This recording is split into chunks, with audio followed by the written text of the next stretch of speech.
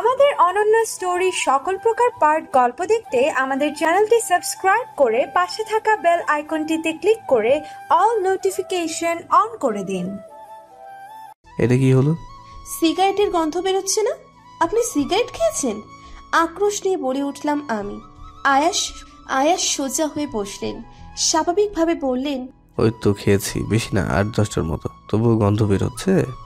চোখ ছোট ছোট হয়ে এলো আমার। লোকটাকে এলো পাথারে কিল দিতে দিতে দূরে সরিয়ে দিয়ে বললাম, ছি, ওই ঠোঁট দিয়ে আমি কিস করতে দেব না, দূরে সরুন। গেঞ্জি থেকেও গন্ধ বেরিয়ে আসছে, দূরে সরে থাকুন। এর আগেও খেয়েছি, তখন তো দূরে সরতে বলনি। এবার চক্ষু চড়ক গাছ আমার, নাক সিটকে এলো। অবশ্য পড়াশোনা লাগিয়ে আসতাম, আজ মনে নেই। এবার দুটো হাত ধরে বুকে ধরে ওনাকে সরিয়ে দিলাম আমি। ছি, বাজে লোক, সিগারেটখোর লোক, স্টে অ্যাওয়ে ফ্রম মি। তোমার কি মনে হয় না তুমি টিপিক্যাল বউ হয়ে যাচ্ছ? আবার বউ হওয়ার ইচ্ছে? এবার থেমে গেলাম আমি, অবাক চোখে তাকালাম আয়েশের দিকে। থতমত খেয়ে বললাম, না, আসলে আমি সিগারেটের গন্ধ সহ্য করতে পারি না। আর সেই ঠোঁটে সিগারেট ধরে আমায় টাচ করেছেন তো ভালো হবে না, দূরে থাকুন। সিগারেট টাচ না করলে তুমি আমাকে নির্দ্বিধায় টাচ করতে দেবে বলো? ভ্রু নাচিয়ে বাঁকা হেসে বললেন আয়াস। নাক ফুলিয়ে বললাম, আপনি জেনে শুনে অদ্ভুত কন্ডিশন দেন তাই না, যাতে আমি মানতে না পারি? হ্যাঁ, সেটা বলতেই পারো। আমি একটু এক্সট্রা অ্যাডভান্টেজ নিতে পছন্দ করি। কিন্তু আমি আপনাকে অ্যাডভান্টেজ দেব না। গেঞ্জি পাল্টে আসুন, নয়তো সরুন। আমার কথা কানে না নিয়ে আমার কোলে শুয়ে পড়লেন আয়াস। আমি রাগী চোখে তাকাতেই উনি চোখ বন্ধ করে বললেন, এভাবে তোমাকে ছোটখাটো বাঘই লাগেনি সে পাখি? চোখ মুখ আবার স্বাভাবিক করে ফেললাম আমি। আয়াস সঙ্গে সঙ্গে নিস্তেজ হয়ে এলেন আর আমায় উপর হয়ে শুয়ে আমার কোমর পেঁচিয়ে ধরে চোখ বন্ধ করে নিলেন। বিড়বিড় করে বললেন, আমার মাথা যন্ত্রণা এখনো থামেনি, শুধু তোমার কথা ইঞ্জেকশন ছাড়া রয়েছে। আর ইঞ্জেকশন নেব না আমি, বিলিভ মি। শুধু তুমি কাছে থাকবে, আমার একেবারে কাছে। 1 ইঞ্চিও দূরে সরবে না। পাগলামি করলে মারবে, ঠিক আছে? বলেই চুপ করে গেলেন উনি। আবার আমার হাত ধরে নিচে মাথার উপর রেখে নীরব হয়ে গেলেন।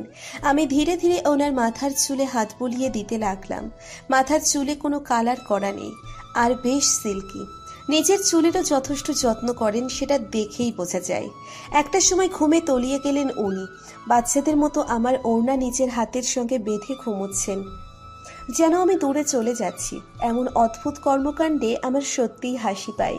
ঠোঁটে ঠোঁট টিপে হেসে আমি ঘাড় ঘুরিয়ে আকাশের দিকে তাকালাম। একটুখানি চাঁদের আলো আয়েশের মুখে পড়ছে। চেহারায় উজ্জ্বলতা বেড়েছে ওনার। কি সুন্দর একটা মুখ! এই মুখের আড়ালে রাগ, পাগলামি, উন্মাদনা, জেদে ভর্তি, সেটা কি বোঝাই দায় আছে? মুচকি হাসি বেরিয়ে এলো আপনা আপনি। চাঁদের দিকে তাকিয়ে আপনা আপনি বলে উঠলাম, জীবনটা কোন গন্তব্যে ছুটে চলেছে আমার। এমন একটা লোকের ভালোবাসা পেয়ে বসলাম, যার সঙ্গে আমার আকাশ পাতাল ব্যবধান, যার সঙ্গে আমার মিলিত হবার কোনো সম্ভাবনাই ছিল না। কি করে তার সঙ্গে আমার ভাগ্য জুড়ে গেল?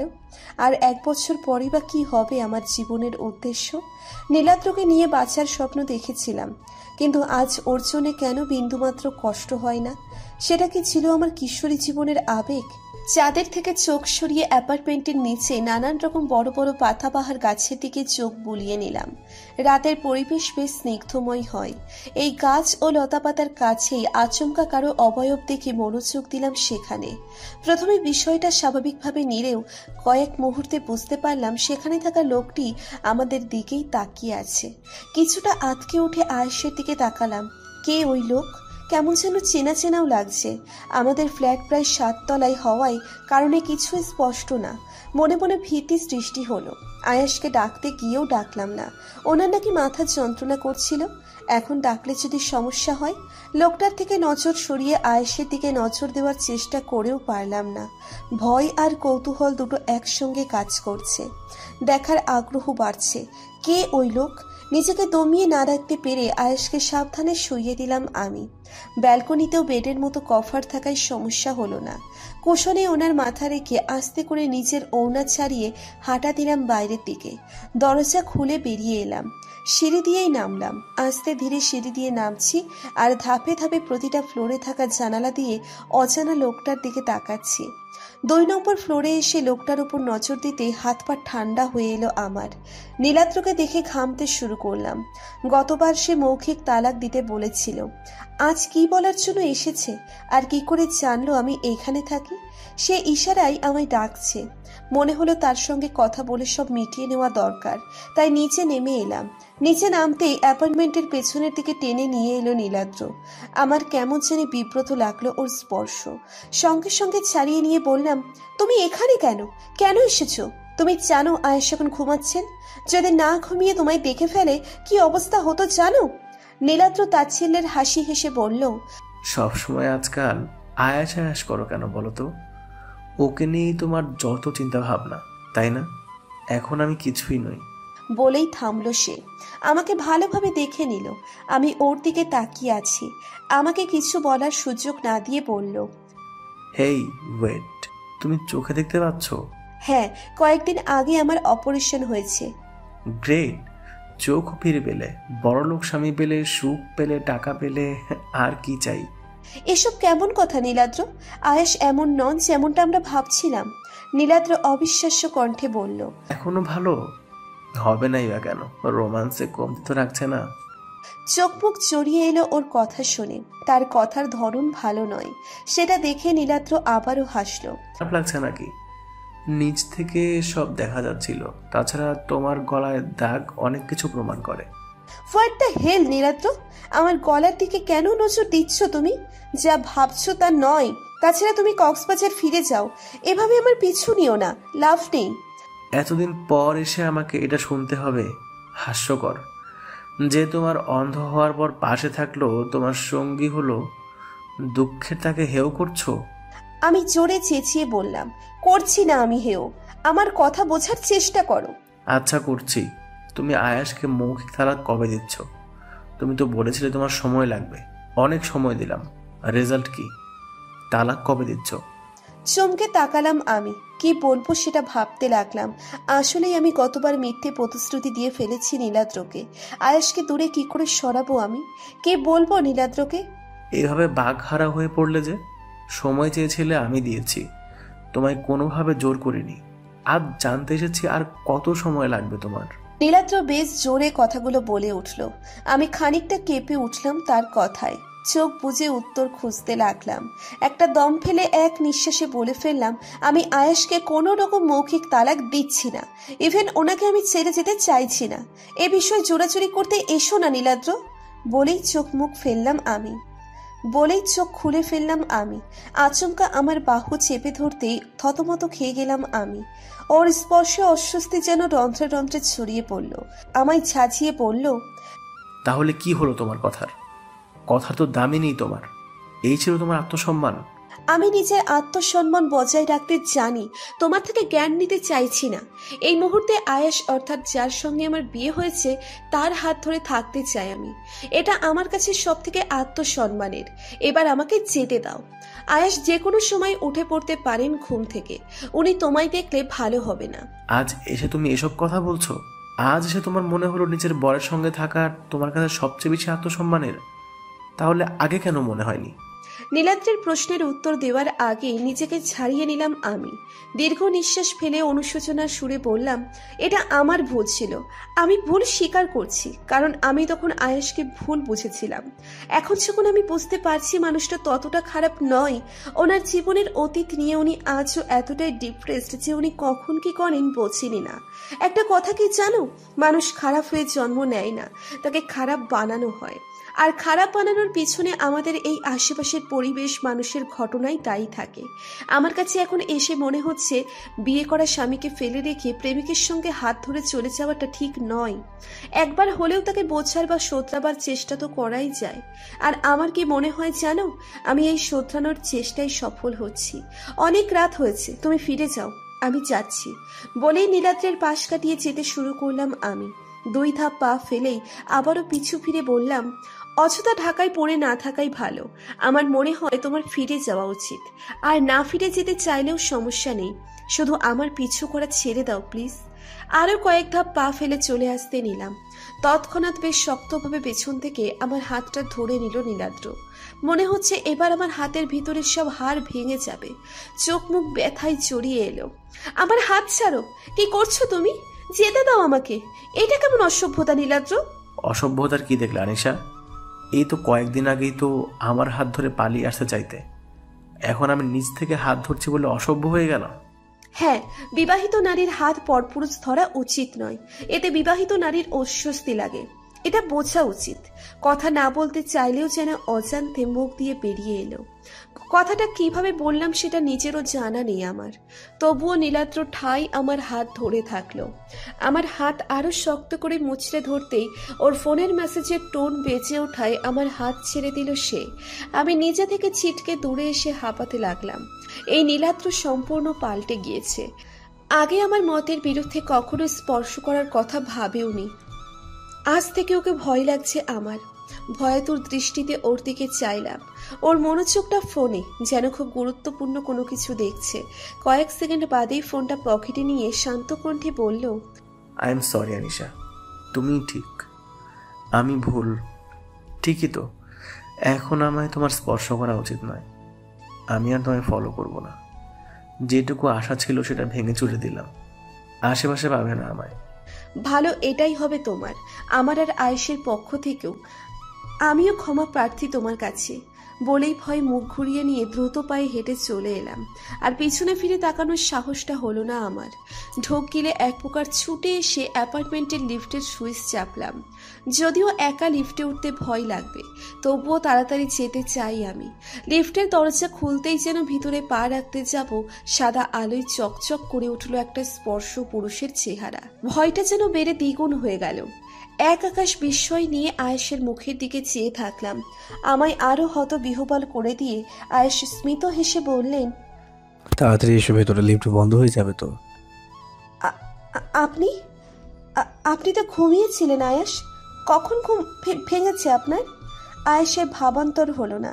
লিফটের চকচকে দেওয়ালে ঠেস লাগিয়ে বুকে দুটো হাত জড়িয়ে দাঁড়িয়ে রয়েছেন উনি। মুখে এখনো সেই হাসি। অন্য সময় হলে হাসিটা আমার কাছে স্বাভাবিক ও সুন্দর লাগতো, কিন্তু আজ ভয়ানক লাগছে ওনার হাসি। আচমকা উনি এগিয়ে এসে আমার হাত ধরে টেনে লিফটের ভিতরে ঢুকিয়ে নিলেন। সঙ্গে সঙ্গে লিফটের দরজা লেগে গেল। আমাকে নিজের বাহু ধরে জড়িয়ে নিলেন উনি। আমি পালাক্রমে ঢোক গিলে যাচ্ছি। চোখ মুখ ফ্যাকাশে কেন তোমার? মনে হচ্ছে ভূত দেখেছো। আমি কি দেখতে আগে থেকে খারাপ হয়ে গেছি? না, ওই আসলে নীলাদ্র কিন্তু বেশ ননসেন্স ছেলে, ডাফার একটা। নয়তো এত জোর জবরদস্তি কেউ করে বলো তো, তাও অন্যের বইয়ের উপর। স্থির হয়ে গেলাম এবার আয়েশের কথা শুনে। হঠাৎ মনে হলো উনি বোধহয় আমাদের কথোপকথন শুনে ফেলেছেন। তৎক্ষণাৎ ওনাকে আসল ব্যাপারটা বোঝানোর জন্য উঠে পড়ে লাগলাম। না আয়াস, আসলে ও তো শুধু দেখা করতে এসেছিল, আর এটা জিজ্ঞেস করতে এসেছিল যে। মাথা নাড়িয়ে আমার ঠোঁটের উপর আঙ্গুল দিয়ে চুপ করে দিল আয়াস। মুচকি হেসে একটু নিচু হয়ে বললেন, কোনো অজুহাত দেওয়ার প্রয়োজন নেই, আমি সব শুনেছি A to Z। ভাগ্যিস তুমি বলেছো যে আমার সঙ্গে থাকতে যাও, সে কারণে ডাফারের সঙ্গে তুমিও বেঁচে গেলে। আমি তো হাতে থাকা একটা লোহা লাঠি নিয়ে যাচ্ছিলাম সবে। আজ আমার হাতে খুন খারাপই হয়ে যেত, সেটা তুমি বাঁচিয়ে নিলে নিশা পাখি। বলেই আমায় নিজের বুকের সঙ্গে জড়িয়ে নিলেন আয়াস। আমার ঘাড়ে নিচে ঠোঁট জোড়া দিয়ে অসংখ্য চুমু দিয়ে তৃপ্তিদায়ক কণ্ঠে বললেন, তুমি কি জানো আজ আমি খুব খুশি? তাই? কিন্তু কেন? তোমার জন্য। আজ তুমি আমার আর নীলাদ্রের মাঝে আমাকে বেছে নিয়েছো। যেন আমি হাতে চাঁদ পেয়েছি, কিন্তু তুমি আমার চাঁদের থেকে কম কিছু নও। আর এই চাঁদকে আমি নিজের সঙ্গে বেঁধে রাখবো, ছেড়ে দেবো না এক মুহূর্তের জন্য। আমি হেসে দিয়ে বললাম, আপনার সঙ্গে থাকবো বলেছি, ভালোবেসে থাকবো সেটা তো বলিনি। তাহলে তো খুশি কিসের মিস্টার রাইহান? ও তুমি বুঝবে না, বিয়ের আগে তুমি বলেছিলে তুমি নীলাদ্রকে ভালোবাসো। সেই হিসেবে ধরতে গেলে আজও তুমি তাকে ভালোবাসতে, তাহলে ওর হাত ধরে চলেই যেতে হয়তো, ওর কথা মানতে, কিন্তু তুমি তা করোনি। তুমি আমাকে ভালোবাসো, বলো কিংবা না বলো, আমি তোমার কর্মকাণ্ডে বুঝে নেবো যে তুমি আমায় ভালোবেসেছো। লিফটের দরজা খুলে গেল। আমরা পৌঁছে গেছি 7 নম্বর ফ্লোরে। আয়েশ আমায় ছেড়ে দিয়ে আমার হাত ধরে বেরিয়ে এলেন। ডান দিক দিয়ে এসে দরজা খুলে ঢুকে পড়লাম আমরা। ঘরে ঢুকতেই অতিরিক্ত আলো চোখে পড়তেই চোখ বুজে ফেললাম আমি। কেমন জানি লাগছে চোখে, একটু জ্বালা পোড়া করছে চোখে। হাত দিয়ে চোখ ঢেকে ফেলতেই আয়েশ কিছুটা ঘাবড়ে গেলেন। সব লাইট অফ করে দিয়ে সফট আর নীল লাইট জ্বালিয়ে দিল, আর চোখের ওপর থেকে হাত সরিয়ে আমায় এক হাত দিয়ে জড়িয়ে নিলেন আয়াস। ওকে, তোমার চোখে তো প্রবলেম হচ্ছে। একটু জ্বালাপোড়া করছে আয়াস। এটা মনে হয় দিনের বেলা এমনি ঘর থেকে বেরিয়েছিলে, আবার পিছু নিয়ে সে কারণে মনে হচ্ছে। তোমার বলেছিলাম তো যে অতিরিক্ত আলোর দিকে আসবে না। এত অবাধ্য কেন তুমি? ধমকের সুরে বলে উঠলেন আয়াস। আমি উত্তরে অসহায় মুখে বললাম, আমি তো আপনার জন্যই। আমার জন্য অনেক ভেবেছো তুমি, এখন একটু নিজের জন্য ভাবলে খুশি হব। চলো ঘরে চলো। আমায় হাত ধরে নিয়ে এলেন ঘরে। বেডে বসিয়ে দিয়ে টিমটিমে আলো জ্বালিয়ে দিলেন। এই ঘরে উজ্জ্বল আলো চালানোর ব্যবস্থা নেই। লাল লাইটের ওপর হার্ট শেপের আবরণ দেওয়া। আমার চোখ দিয়ে পানি পড়তেই অস্থির হয়ে উঠলেন আয়াস। দ্রুত ডক্টরকে কল করে জেনে নিলেন এই পরিস্থিতিতে কি করা উচিত। সারাদিনে কিছু খেয়েছো? নীরব চোখে তাকালাম, যদিও ওনাকে ঝাপসা দেখছি। আমার তাকানোর মানে বুঝে নিলেন উনি। প্রথমে চোখে একটা ড্রপ দিয়ে চলে গেলেন খাবার আনতে।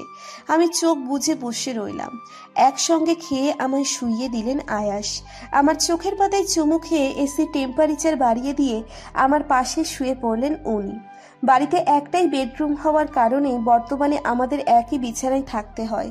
আমিও তাতে আপত্তি করিনি, কারণ আপত্তি করার সব রাস্তা তো আয়াস নিজে বন্ধ করে দিয়েছেন। পাশে একটা পুরুষ ঘুমিয়ে থাকা যেন অন্যরকম অনুভূতি। যতই হোক সে স্বামী, রাত কাটানোর ব্যাপারটা সম্পূর্ণ আলাদা। অদ্ভুত সেই মুহূর্ত, কিছুটা ভালো লাগা আর কিছুটা অস্থিরতা মিশে থাকে। গভীর রাতে যখন গভীর ঘুমে মগ্ন, তখন পাশের আয়েশের নড়াচড়া করার ঘুমটা হালকা হয়ে এলো আমার। উনি একবার এদিক আর একবার সেদিক করছেন, যেন শুয়ে থেকে শান্তি পাচ্ছেন না। আমি কোনো মতে ঘুম ছাড়িয়ে বলার চেষ্টা করলাম, কি হয়েছে, এমন করছেন কেন? আমার মাথা ব্যথা করছে, প্রচন্ড মাথা ব্যথা করছে। ঘুমটা এবার এমনিতেই ছুটে গেল। তড়িঘড়ি করে উঠে বসলাম। পাশের ড্রিম লাইটের হালকা আলোতে স্পষ্ট আয়েশের চেহারা দেখা যাচ্ছে। ফর্সা মুখটা কুঁচকে রেখেছেন উনি, আর লাল টকটকে হয়ে গিয়েছে একেবারে। চুল এক হাত ধরে টেনে ধরে রয়েছেন। আমার হাত নিজের হাতের কাছে টেনে নিলেন উনি। নিজের বুকের সাথে ঠেকিয়ে কাতর কণ্ঠে বললেন, খুব অস্থির লাগছে, কি করবো বলে দাও না। উপায় অন্তর না পেয়ে আয়েশের মাথার চুলে হাত দিয়ে বুলিয়ে দিলাম আমি। আয়েশ চোখ বুজে শুয়ে থাকলেন। আশপাশটা নীরব। একটা সময় ছটফট করতে করতে ঘুমিয়ে গেলাম আমি। মনে মনে ভেবে নিলাম কাল ডক্টরের কাছে যাওয়া দরকার। আমিও শুয়ে পড়লাম আয়েশের পাশে। আমার একটা হাত এখনো ওনার বুকের সঙ্গে লাগিয়ে রেখেছেন উনি। আমি মুচকি হেসে চোখ বুজে নিলাম। পরের দিন সকালে। আপনার ধারণা একদম ঠিক মিসেস রায়হান। মিস্টার রায়হান এতদিন ড্রাগ অ্যাডিক্টেড হয়ে পড়েছিলেন, আর আপনি আমাকে যেসব ইঞ্জেকশনের সিরিজ আর ব্যাগ দিয়েছেন সেখানে ড্রাগস ভর্তি। আর সব ড্রাগস একেবারে মানুষের কোনো ক্ষতি করে না, কিন্তু ধীরে ধীরে আপনার মন, মাথা, মস্তিষ্ক কাবু করে নেবে। আপনি নিয়মিত যদি এটা নিতে থাকেন তবে একদিন এই ড্রাগস না পেলে আপনি অস্বাভাবিক আচরণ করে ফেলবেন, পাগল হয়ে যাবেন, মাঝে মাঝে আপনার কিছুই মনে থাকবে না। এভাবে ধীরে ধীরে জীবনটা শেষ হয়ে যেতে পারে। ডক্টরের কথায় দীর্ঘ নিঃশ্বাস ফেলে আয়েশের দিকে তাকালাম আমি। আয়েশও আমার দিকে তাকিয়ে আছেন। ওনার দৃষ্টি বেশ তীক্ষ্ণ, যেন ভিতরে ভিতরে রেগে উঠেছেন উনি, কিন্তু কার উপর রাখছেন সেটা আমার বোধগম্য হচ্ছে না। ডক্টর থেমে আবারও বললেন, আর মিস্টার রায়হান বিগত কয়েক বছর ধরে এই ড্রাগস নিয়ে আসছেন। ওনার ভেতরে যত ক্ষতি হয়েছে তা আন্দাজও করা সম্ভব নয়। ওনাকে সারিয়ে তোলা একটু কঠিন বটে, তবে অসম্ভব নয়। তবুও যে সময়ের আগেই উনি আমার কাছে এসেছেন সেটা কিন্তু ভালো।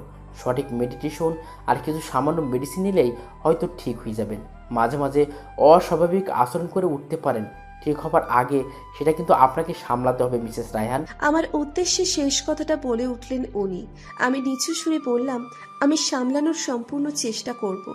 আর হ্যাঁ, মিস্টার রায়হানের আরও বেশ কিছু চেক আপ করেছি, সেটা রিপোর্ট এলে বোঝা যাবে ওনার কেমন মেডিসিন আর মেডিটেশন দরকার। তবুও এখন কিছু মেডিসিন লিখে দিচ্ছি আর ঘুমের ওষুধ, এসব ওনার মস্তিষ্ক শান্ত রাখবে। আমি হ্যাঁ সূচক মাথা নাড়িয়ে আয়েশের দিকে তাকালাম। ওনার হাব ভাব ঠিক লাগছে না আমার। ওনার ঘাড়ের রগ ফুলে গিয়েছে, ভেতরে ভেতরে ফুসছেন। ডক্টরের চেম্বার থেকে বেরিয়েই আমায় অ্যাপার্টমেন্টে পৌঁছে দিয়ে দ্রুত বেরিয়ে গেলেন কোথাও। আমায় কিছুই বলে গেলেন না।